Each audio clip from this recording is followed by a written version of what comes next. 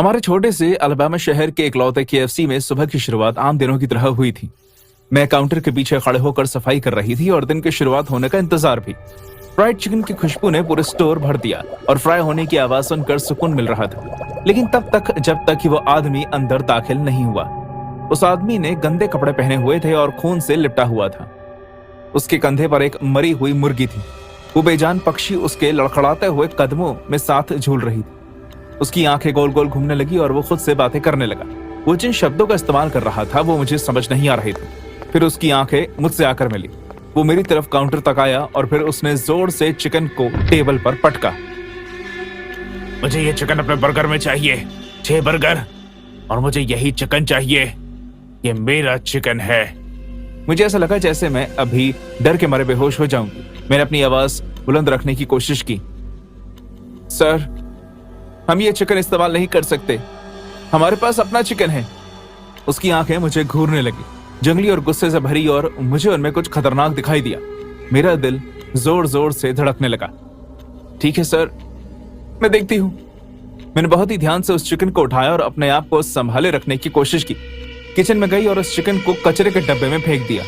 मेरी friend Melissa ने 6 chicken burger pack किए और उस आदमी को दे दिए। वो खिड़की के पास वाले टेबल पर अकेले जाकर बैठ गया। फोन से लथपथ हर थोड़ी देर में खुद से बात करता रहा। जब वो जा रहा था तो उसने पीछे मुड़कर मुझे देखा। उसका नाम सिंथिया था। कई दिनों तक मैं उसकी छवि अपने दिमाग से नहीं निकाल पाई। मैं हर छोटी आहट सुनकर उछल पड़ती। मुझे एहसास था कि उस आदमी से फिर मुलाकात होगी। और फिर वो एक शाम वापस आया। उसका अभी भी वही हाल था, गंदे कपड़े, कंधे पर मरा हुआ चिकन और खून से लथपथ। इस बार उसने 5 बर्गर ऑर्डर किए। हमने मरे हुए चिकन को कूड़े में फेंका और उसे उसके 5 बर्गर दे दिए, जो उसने अकेले बैठकर खुद से बातें करते हुए खाए। बाहर जाने से पहले उसने अपनी जंगली आंखों से मुझे देखा और कहा,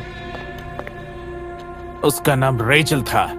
2 हफ्ते बीत गए और वो दोबारा आया। इस बार उसने 4 बर्गर ऑर्डर किए।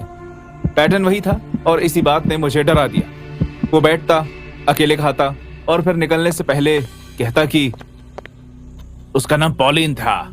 जिज्ञासा और डर ने मुझे जकड़ लिया। मुझे इस आदमी के बारे में और भी जानना था, इसलिए जैसे ही वो निकला मैंने फैसला किया कि मैं उसका पीछा करूंगी। मैंने मेलिसा को मेरी जगह लेने के लिए कहा। मैं उसके पीछे पीछे एक सुरक्षित फासला बनाकर चलने लगी। मेरा दिल घबराया हुआ था। वो अभी भी लंगड़ाते हुए चल रहा था और खुद से बातें कर रहा था। मैं उसके पीछे पीछे एक पुराने चर्च तक पहुंच गई। वहां मैंने उसे एक गार्ड से बातें करते हुए सुना, जो उसके साथ खिलखिलाकर हंस रहा था और उसकी पीठ थपथपा रहा था। मैंने गार्ड से बात करने के बारे में तय किया।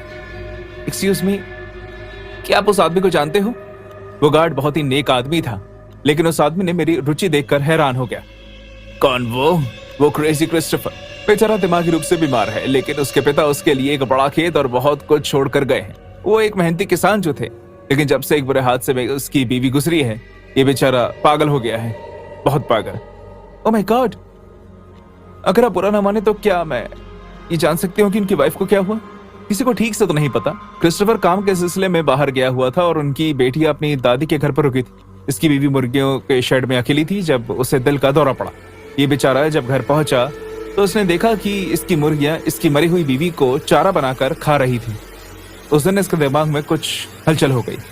मेरा पेट में सनसनी मच गई। इसकी बेटियां हैं? ओह हाँ, 6 बेटियां हैं। पॉलिन, फिर एक का नाम है रिबेका, और हाँ सिंथिया। वो हर रोज चर्च आती हैं, लेकिन कई दिनों से मैंने उसे देखा नहीं। ये सब सुनकर मेरे रोंगटे खड़े हो गए। मैंने 911 पर फोन मिलाया और प्रार्थना करने लगी कि जो कुछ भी मैं सोच रही हूँ वो झूठ हो।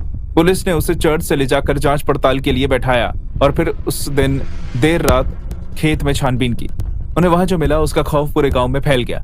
पुलिस को खलिहान में क्रिस्टोफर की 3 जिंदा बेटियां मिली, जिनके हाथ पांव और आंखें बंधी हुई थी। पुलिस वालों को मरी हुई 3 लड़कियां सिंथिया, रेचल और पॉलिन की बची हुई हड्डियां ढूंढने में 3 दिन लग गए, जिन्हें खेत में कहीं गाड़ा गया था। वो उसकी सबसे बड़ी 3 बेटियां थी। बाद में खबरों में यह खुलासा हुआ कि क्रिस्टोफर को अपनी मरी हुई बीवी दिखाई देने लगी थी, जिससे वो बात करता था। उसके मुताबिक उसकी बीवी ने उसे अपनी बेटियों को मारने का सुझाव दिया, क्योंकि इसी तरह वो सब दोबारा अगले जन्म में मिल सकते थे। अपनी बेटियों को एक एक करके मारने के बाद वो उनके शव को भूखी मुर्गियों को खिलाता और फिर उस मुर्गी को मार देता। वही मुर्गी वो केएफसी में लेकर आता और उसका बर्गर बनाने का आदेश देता। किसी के पास इस बात का जवाब नहीं है कि उसे वही बर्गर क्यों खाना था, लेकिन उसने खुद से बात करना अब हमें समझ में आ गया। वो शायद अपनी मरी हुई बीवी से बात कर रहा था।